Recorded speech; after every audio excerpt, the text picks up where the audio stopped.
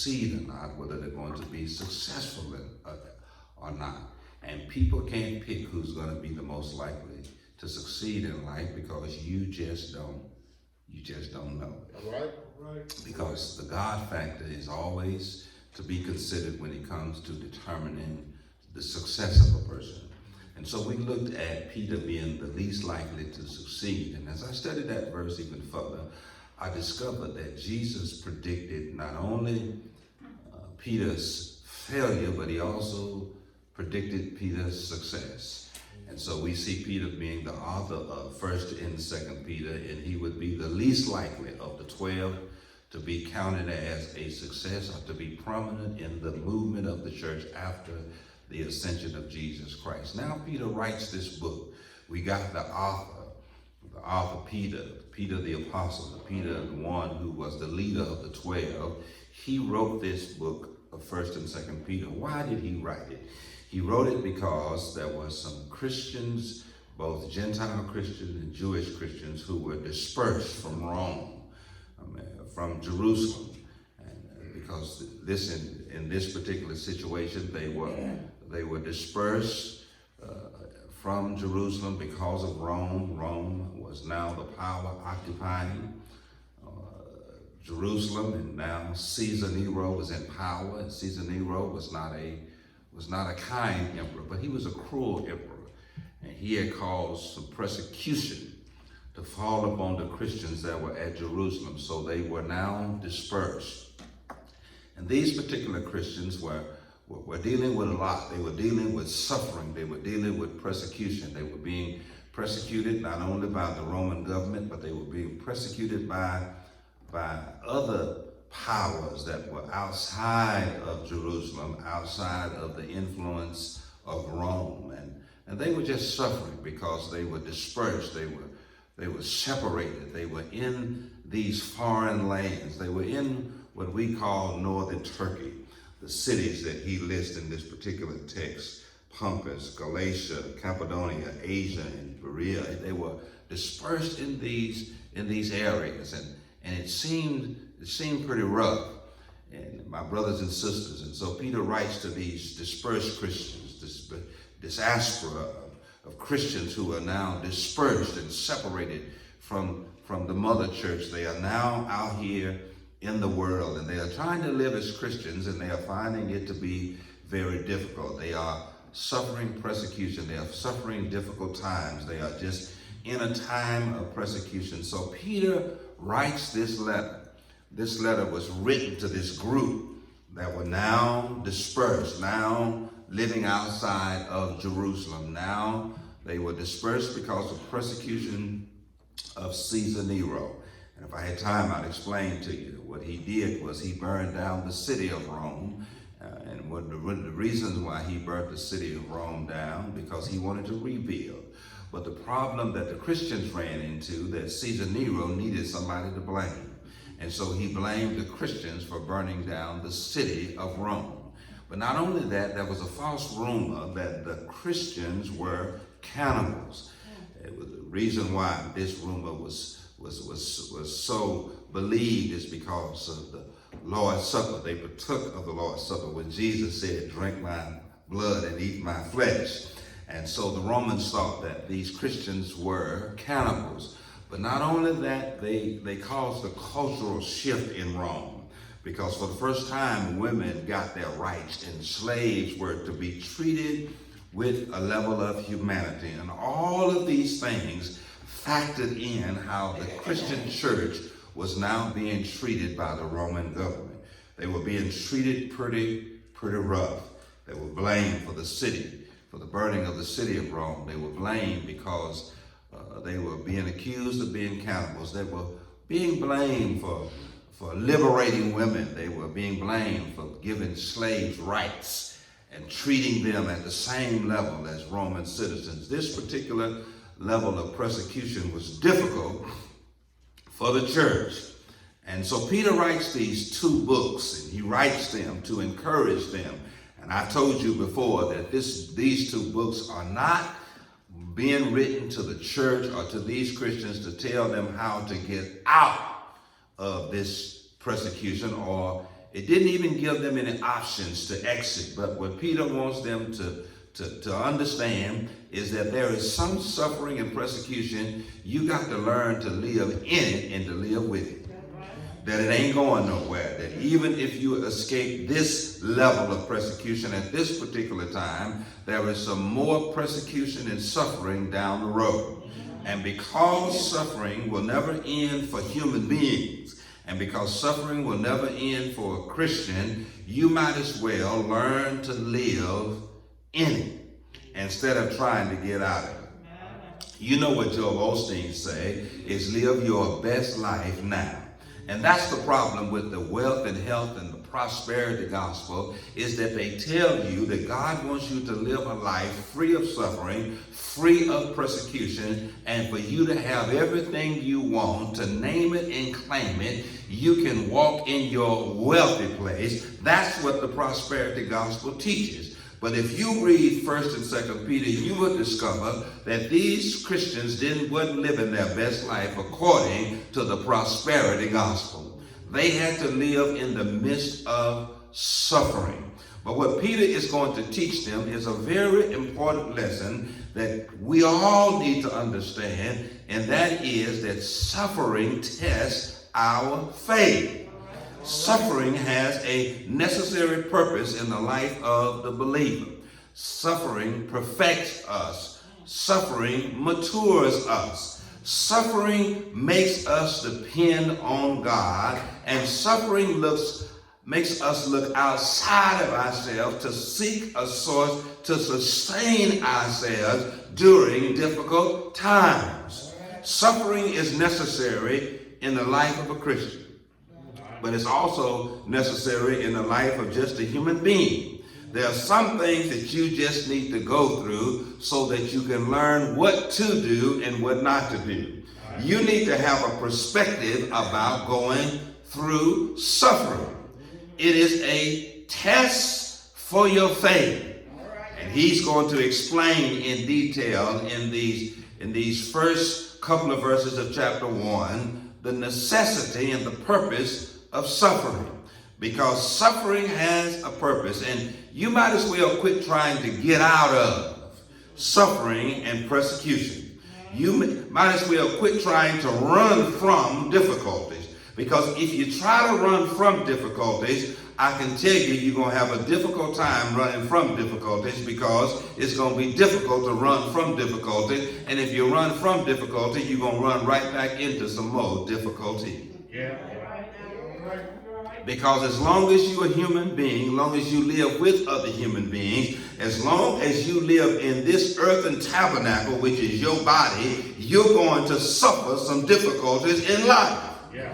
You're going to suffer some challenges, expected and unexpected. In other words, there are going to be some things you can predict that's going to happen to you, but there are going to be some things that you can't predict that are going to happen to you. Things just happen. Yeah. Expected and unexpected, invited and uninvited.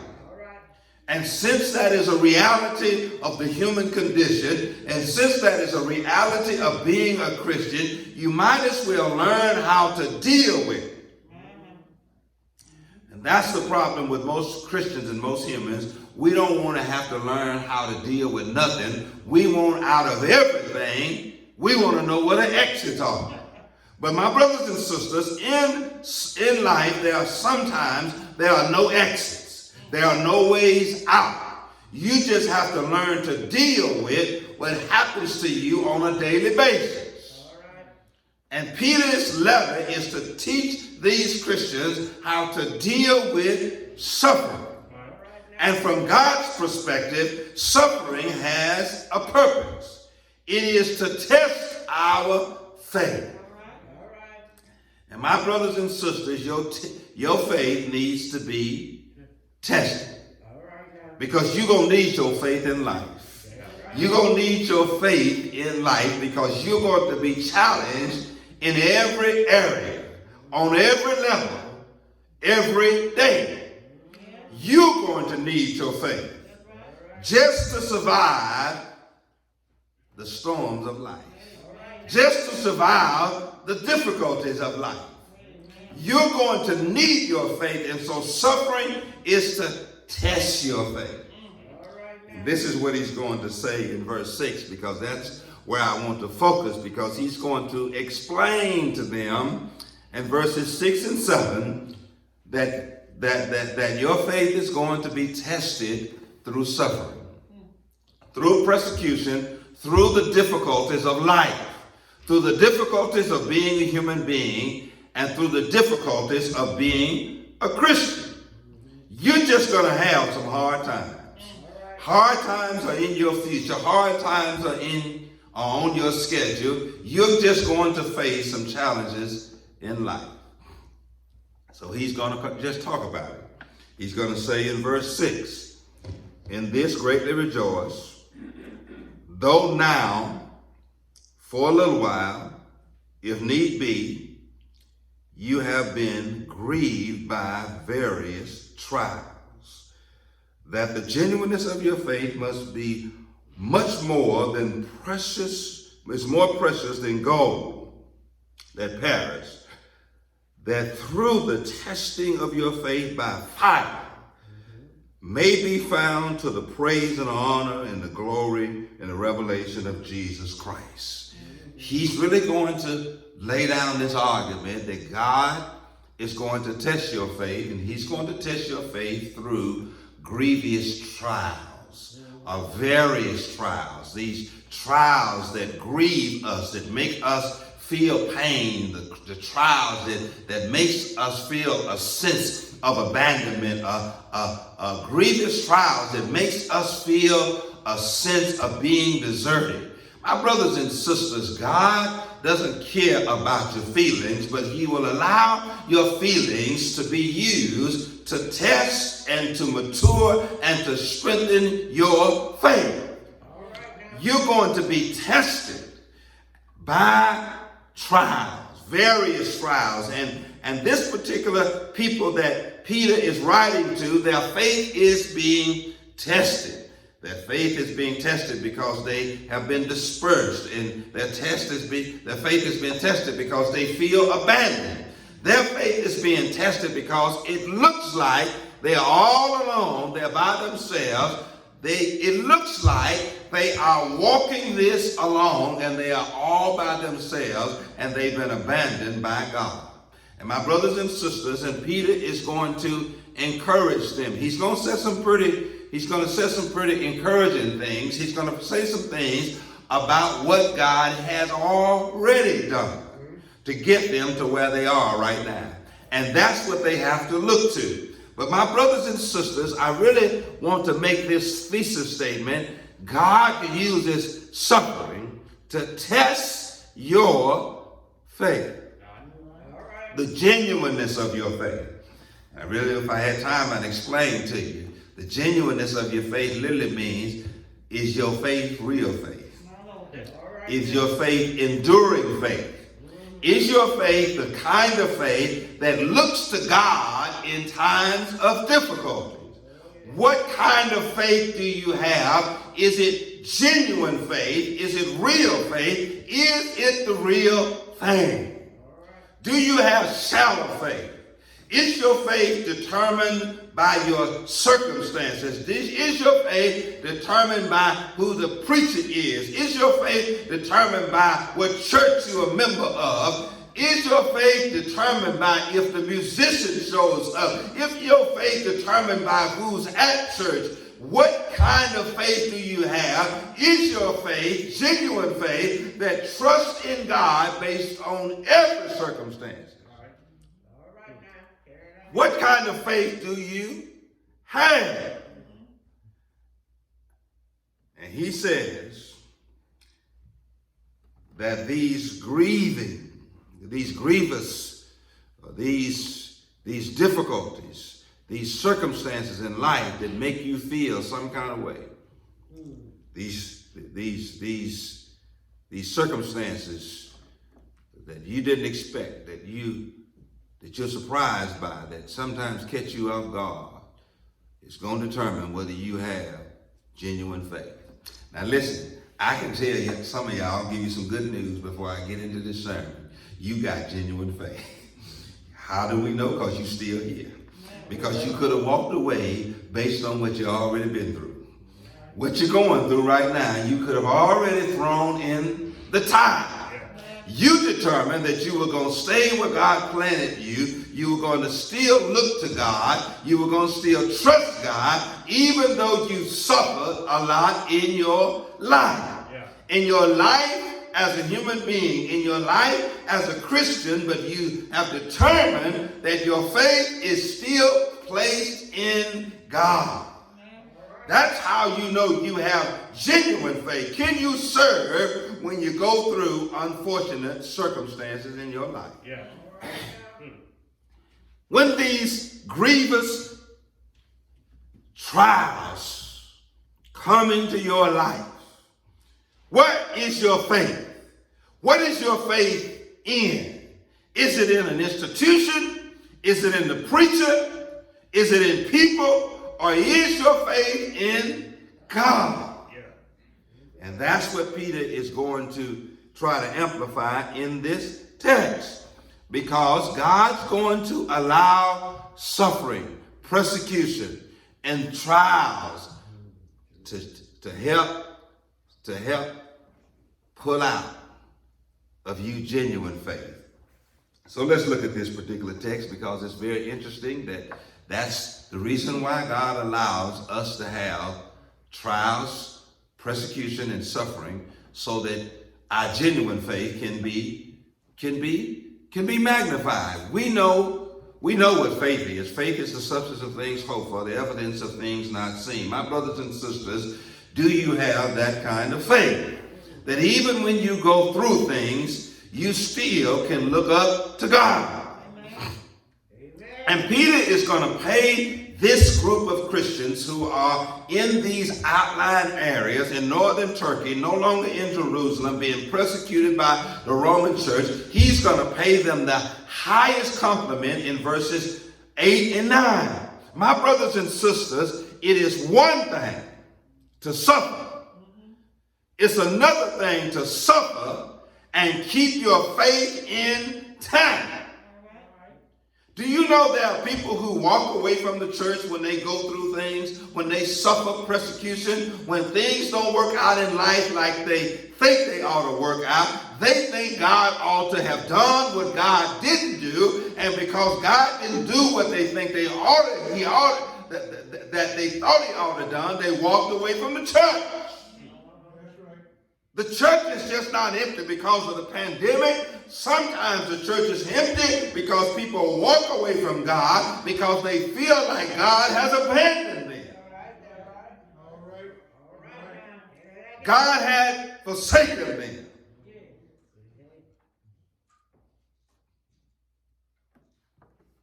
Let me give you these points that I really wanted to get to, some of the practical lessons in this particular text before I go into this lesson, because I really need you to understand, really it ain't but 2 points. And the first point is this, that God is for you. No matter what it is you go through in life, God is for you.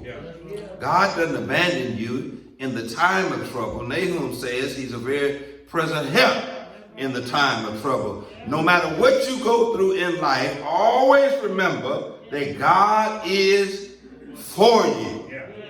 God is on your side. It doesn't make any difference the location of these Christians, whether they were in Jerusalem, whether they were in Cappadocia, whether they were in Galatia. God was for them, no matter what their location was, what their situation was, what befalls them in life. God was for them. Yeah. And he's going to reinforce this point that God is for you. You got to settle that fact that no matter what happens in your life, God is for you. Yeah. God is on your side. God has your back. No situation in life is going to come up that God is not for you. Now listen, he might not work it out the way you think he ought to work it out, And sometimes God works out things so that he can get glory and so that you can edify other people. And that means sometimes is that you're not going to always come out on the top. It means sometimes you're going to have to suffer, and you're going to have to suffer loss. It doesn't mean that God wasn't for you, but it means that God is using your life to glorify himself and to edify others. Get this, God is for you. But listen, not only that, remember when you go through suffering, persecution, and trials, remember that God is with you. Yeah. And listen, I don't want you to just take that statement for face value. Take it like this. God is with you in whatever it is you go through in life. He's in it with you. Yeah.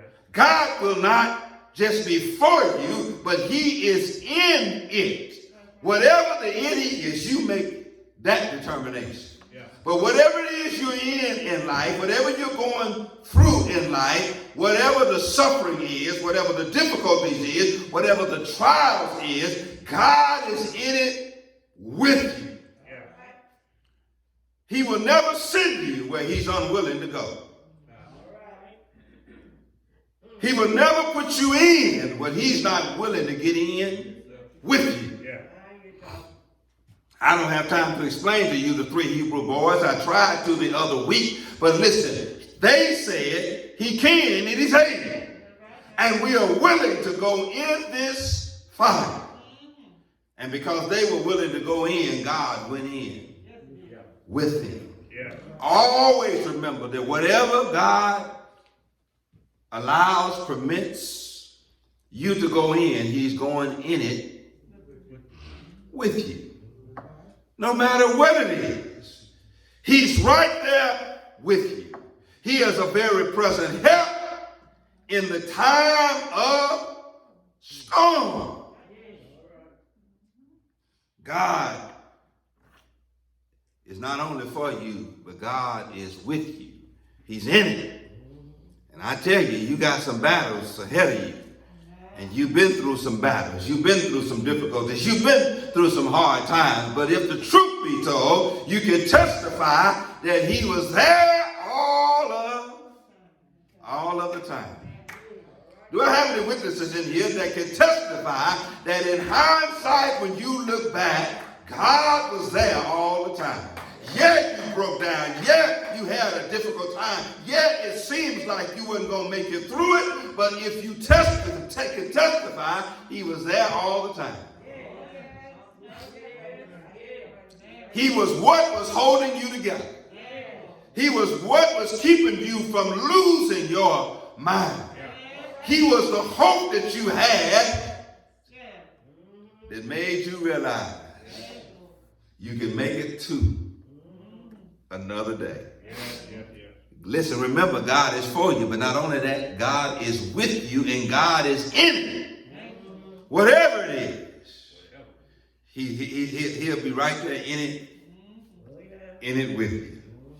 Let me look at this text, because he starts out in verse 3 by saying, "Blessed be the God of our Father, the Lord Jesus Christ."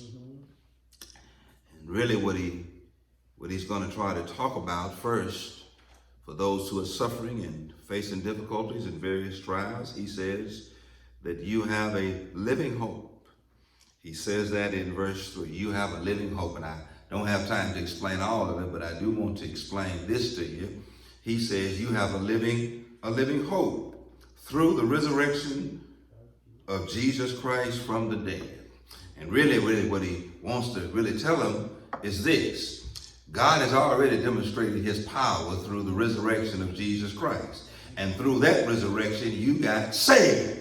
And so you were saved because of the power of God by the resurrection of Jesus Christ. And he's saying to these who are suffering, listen, you got some power available to you. And you've already seen that power on display, because God raised Jesus Christ up from the dead. If you want to see a power on demonstration, on display, look at what Jesus Christ, or what God did through Jesus Christ. He raised him up from the dead, and that is a living hope. That is a hope that you can use, that you can rest and have confidence in, to realize that whatever you're going through, God has the power to get you through it. Yeah. God has the power to get you through whatever it is you go through in life. Yeah. You have this living hope that if he raised Jesus Christ from the dead, and Christ was resurrected from the dead through the power of God, listen, you have that living hope that that same power can get you out of any and every situation. I can give it to you in a more practical way because I see you looking at me. Let me tell you, if he can get Jesus up out of the grave after being dead 3 days, no problem you have is too difficult for the power of God. That's the hope we have. That if God uses his power to resurrect a dead Jesus from the grave, it ain't no problem you have that he can't solve. That's the living hope that we have through the resurrection of Jesus Christ from the dead. Now that's a whole lot of power. It's one thing to have your power, and another thing to have his power to get you through the difficulties of life. And that's the living hope we have. And listen, since he is able to get Jesus Christ out of the grave, it ain't a problem I got that he can't get me out of. And even when it seems like it's dead to me and dead to others, there is a living hope that I have, that the power that raised Jesus from the dead, that same power is available to me, and it gives me hope that God is going to turn this around. And listen, you got to realize that God can and God will turn things around on his own time. And it doesn't make any difference how dead it seems to you. It doesn't make any difference what people have done to kill what God plans to resurrect. The living hope is that the same power God used to raise him from the dead, that power is available to us. And then he says this, but not only that, we have an inheritance. Now listen, I really studied this particular text, and this goes in the face of the prosperity gospel, because Joel Osteen says, you live your best life now, but we ain't living our best life, because we're living in suffering, we're living in decay, we're living in incorruption. I'm not living my best life. And really what he's trying to tell these Christians, he's really trying to explain to them, you are pilgrims passing through here, but your best life is yet to come. The old people put it like this, I done died one time, and I ain't got to die no more. I was explaining to the Bible study one Wednesday night, and it was very interesting to explain to them, is that the Christian don't have to fear death, because the sting of death has been stopped, has been destroyed. Jesus, through his resurrection, took the sting from death. Now listen, before Jesus resurrected from the grave, listen, Christians had to fear death, because death was a painful process. To go from life to death, to pass through death, was scary to the Christian. But what Jesus did, he took the sting. In other words, he took all the quills. You know what quills are. Quills are what's on a porcupine. If you get too close to it, it'll prick you and it'll hurt. But what Jesus did, he took the sting from death. And listen, when it becomes your dying hour, you need not fear. Because on the other side of death, there stands Jesus. The old folk would say, Jordan River, I'm bound to cross. I've got one more river to cross. Jesus, he'll be there waiting. And he's going to help me to cross. At the time of death, death will bring fear into the heart of every human being, but we're not the ones who live as if though we have no hope. And he says we have an inheritance that's incorruptible, undefiled, and does not fade away, reserved in heaven. God's going to get me to heaven. He's going to get me through death, and I'm going to live my best life in heaven. I'm just passing through here.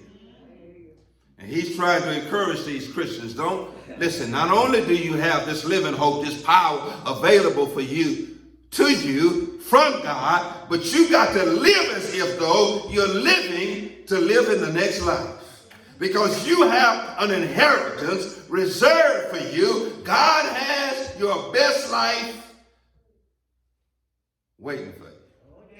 That's the reason why Jesus said in John 14, let not your heart be troubled. You believe in God, believe also in me. For in my Father's house there are many mansions. That life is waiting for us, reserved for us. And the word reserve can also mean reservation. You got some reservations on high that, listen, God is just waiting for you to get there so you can check in. Your best life is not now, but it is to come. Think about it. You have an inheritance that can't nobody keep you from getting. It is incorruptible. It's undefiled. It does not fade away. It is reserved for us in heaven, who are kept by the power of God through faith for salvation, ready to be revealed in the last times. And really what he says, your suffering is going to be worth it. And all of your labor and your works and deeds for Christ is going to be rewarded. We're going to know in heaven who was really a faithful servant of the Lord.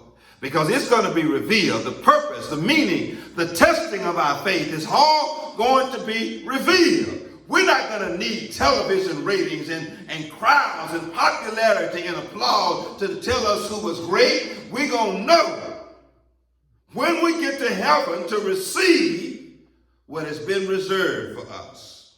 But then he says, in this greatly rejoice. Now listen, he just got through talking about, and he's telling them you're going to suffer.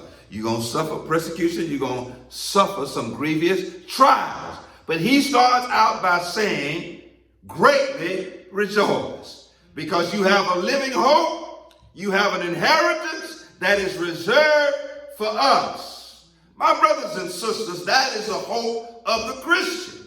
Things are going to be hard down here, but trouble don't last always. You don't understand that. You can't really realize that until you get close to death and you're knocking on death's doors and you know that your time here is short. When life caves in on you and you have a reality check, how fragile you are and how precious life is, and that your earthly tabernacle is dissolved. And then you realize that it's got to be something better. He says, greatly rejoice. You got to learn how to have an attitude of rejoicing when you go through suffering. Greatly rejoice. Easily we can complain. Easily we can say nobody knows the troubles that I know. And my brothers and sisters, it is a matter of perspective. You got to greatly rejoice. You got to go into this thing understanding you're going to suffer. You're going to suffer persecution. You're going to suffer grievous trials, but rejoice. Simply this. Whenever you see trouble coming your way as a Christian and you see trouble entering your life, you see trouble happening in your life, you ought to start rejoicing. One of the reasons why you ought to rejoice because you ought to be counted glad to be worthy to suffer for him. He says, greatly rejoice that though for a little while you're going to have to suffer. You're just going to have to suffer some things. And we all want out, but he's trying to teach us to stay in. And listen, the testing by fire. Now listen, this is the part we don't like. Now, can your faith survive the testing of fire? My brothers and sisters, we don't want no trouble. We just want blessings and prosperity. Yeah. We don't want no difficulties and we don't want no trials. We want all of the good, all of the blessings, all of the best. You know, I could pack this church out by simply promising you what I can't deliver. And that is promising you that God wants to give you health, wealth, and prosperity. You can name it and claim it. If you sow a seed, God will open up the windows of heaven and pour you out a blessing. I could literally promise you that if you came and let me put holy oil on you and I could anoint you in the name of Jesus, you could be healed and you could claim debt cancellation. I could simply promise you what I cannot deliver. And that message is popular today because everybody wants out of suffering and persecution. Nobody wants to be an example.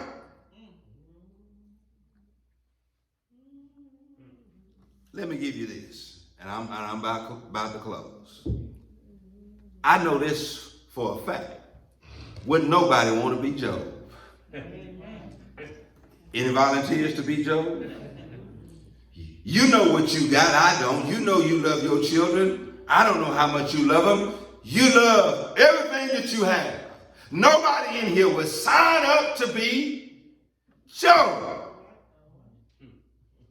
Your life is real comfortable. You like the house you live in, the money you got in your bank account, the cars you drive, the clothes you wear. You love talking to your children. Nobody would sign up to be Job. Job lost everything. Everything. And it happened one moment after the next moment, after the next moment. One day, the next day, until everything was gone. And when Job didn't think he could go any lower, Satan went back to heaven and said, look, I got a second request. Let me touch him. Let me touch his body. His health is all he got left. Then we'll see just what kind of Christian he is. Yeah. And God said you can take him to death's front door, but you can't open it. And Job was stricken with a disease so horrible that it infected his body, that he had to live in isolation and separation. Who in here would be Job? Who would want to sign up to lose everything, to have your health compromised, to have your friends to come to you to try to tell you why you're suffering?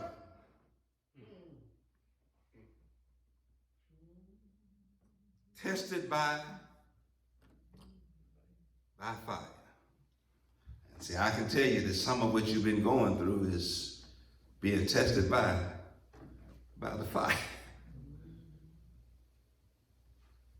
He says in this text that you may be found to the praise and the honor and the glory of the revelation of Jesus Christ.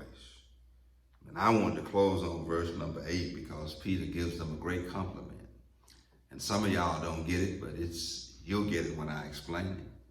You know, Peter had been with Jesus. Peter was called by Jesus in the Sea of Galilee. Him and Andrew, Peter, James, and John, they were all called. They walked with Jesus for 3 years. They saw Jesus turn water into wine. They saw Jesus heal Jairus, his daughter. They saw Jesus teach the Sermon on the Mount.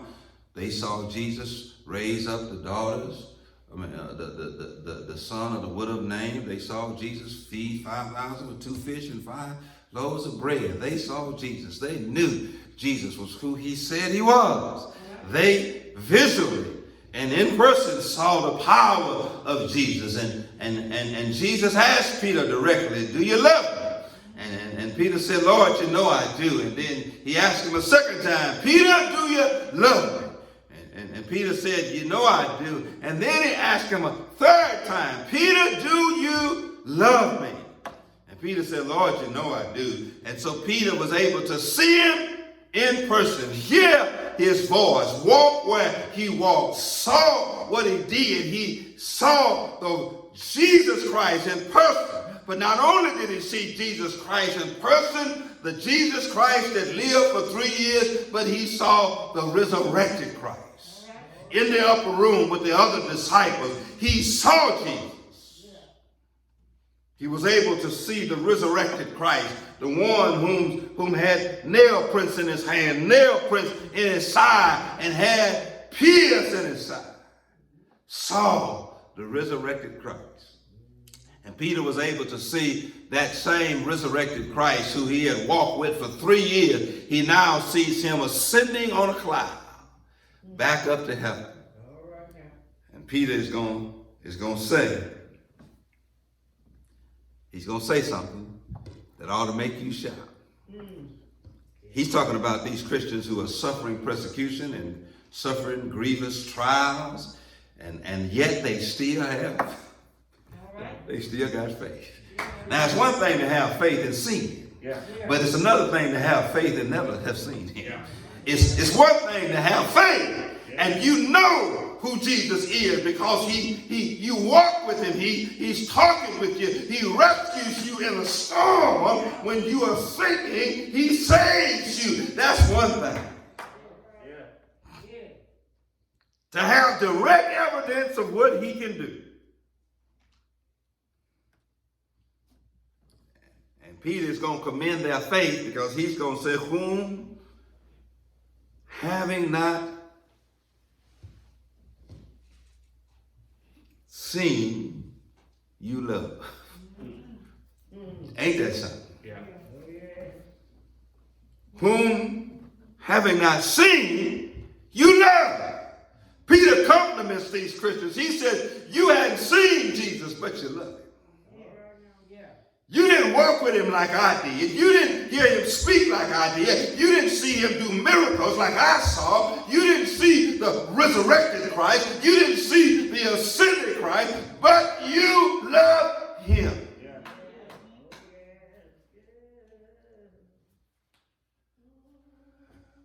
It's one thing to see him and love him. A whole nother thing.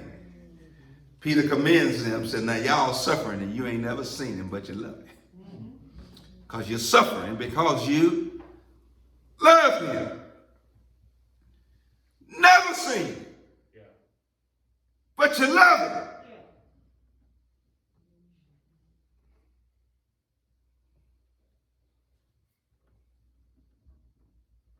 He says, though you do not now see him, yet you believe. And listen, that's some shouting stuff because sometimes you got to serve God when it looks like God ain't nowhere near you. God ain't with you. God ain't visible. You can't see him. You can't feel him. You don't have a sense that he's with you, but you believe anyway. Now, it's one thing to believe when things are going your way. It's another thing to believe when things ain't going your way. It's one thing to believe when everything works out the way it's supposed to, when people love you, when people cheer you, when people support you, when people lift you up. But when things are going well, do you still believe? He commends them. Yet you still believe. He says, you do not see him, and yet you believe. And rejoice with joy unexpressible, full of glory. Let me give it to you in the modern vernacular. We know what you've been through because we saw and familiar with your own story. But yet you come to church and shout anyway. You hear every Sunday.